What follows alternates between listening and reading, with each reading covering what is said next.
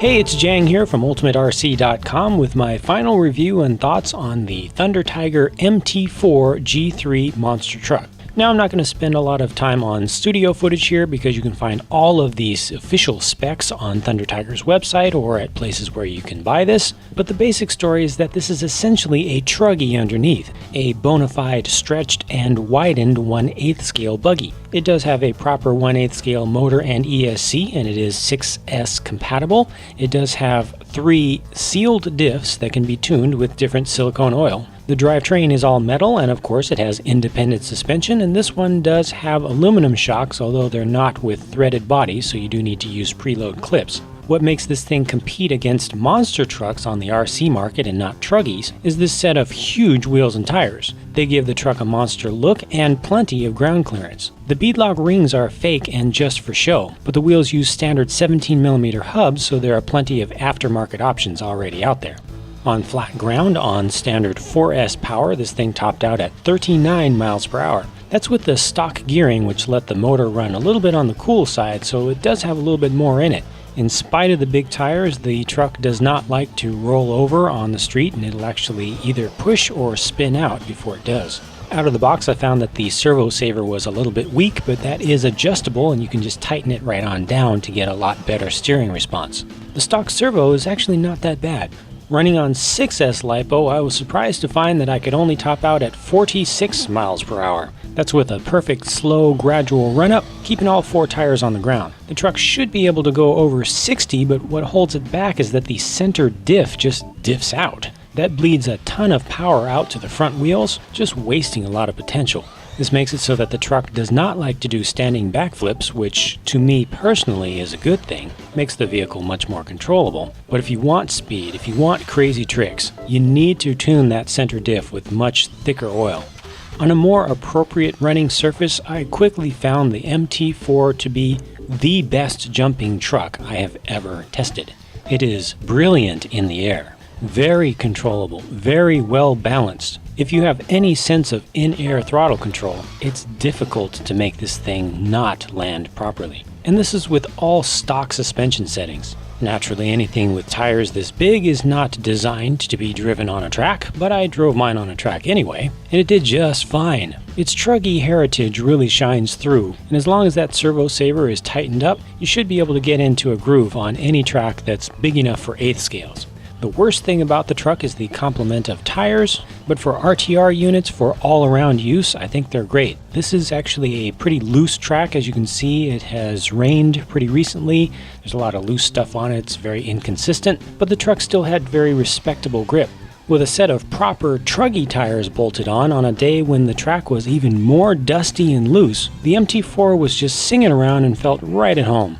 Again, this is with no changes to suspension setup, no tuning of the diffs, nothing but a change of tires.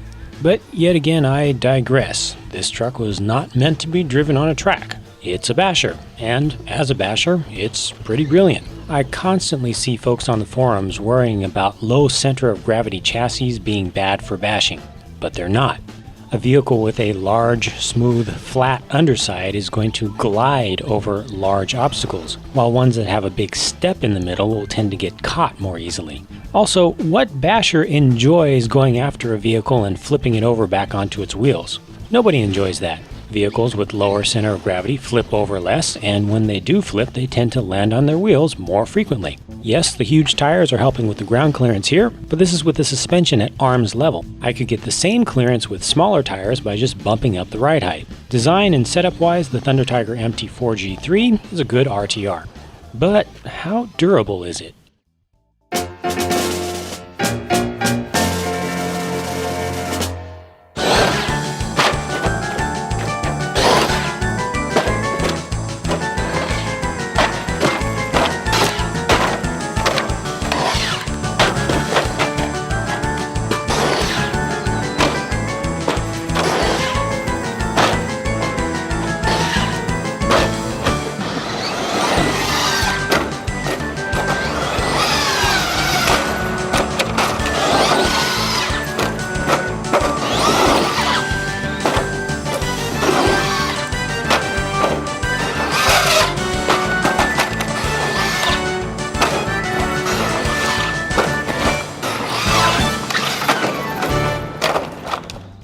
truck's weakest parts by far are the suspension pins, especially the lowers. Thankfully, there's a direct replacement part from HPI, or you can make your own from hardened drill stock. You can find the specific information in the official MT4-G3 thread at URC. I had these pins go out on me during durability testing and normal driving. I also noticed that the front tie bar is a little bit soft with its aluminum material. The same material is used for the shock towers, and those bent up pretty badly a couple times. Now, URC's MT4 fans asked me to go extra hard on this truck because it's supposed to be so durable, and I tried, but on just my second attempt off this jump, landing on all 4 tires, it all went wrong. The little ears on the top of the front diff cases that hold the shock tower on just snapped right off. Here you can also see how the front shock tower is completely bent up from earlier testing. It's recommended that you run 2 of these face-to-face with longer hardware for twice the strength.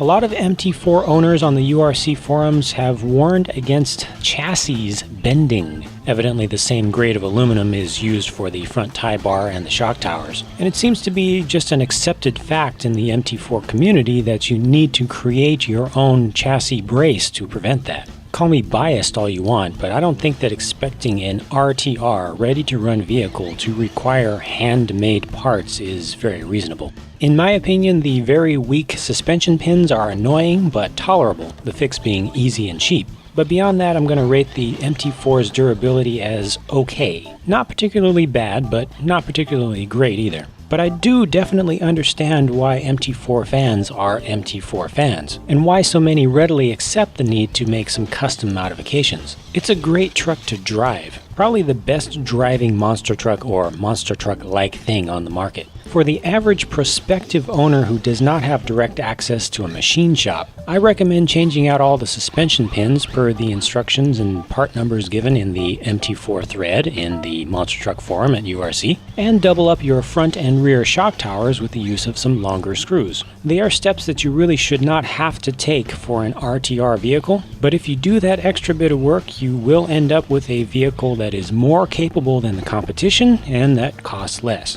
At least it costs less when you can actually buy it. These things have a bad habit of going out of stock everywhere for months and months. But that wraps up my final thoughts on the Thunder Tiger MT4-G3. For questions and comments, be sure to check out the MT4-G3 thread in the Monster Truck Forum at ultimaterc.com.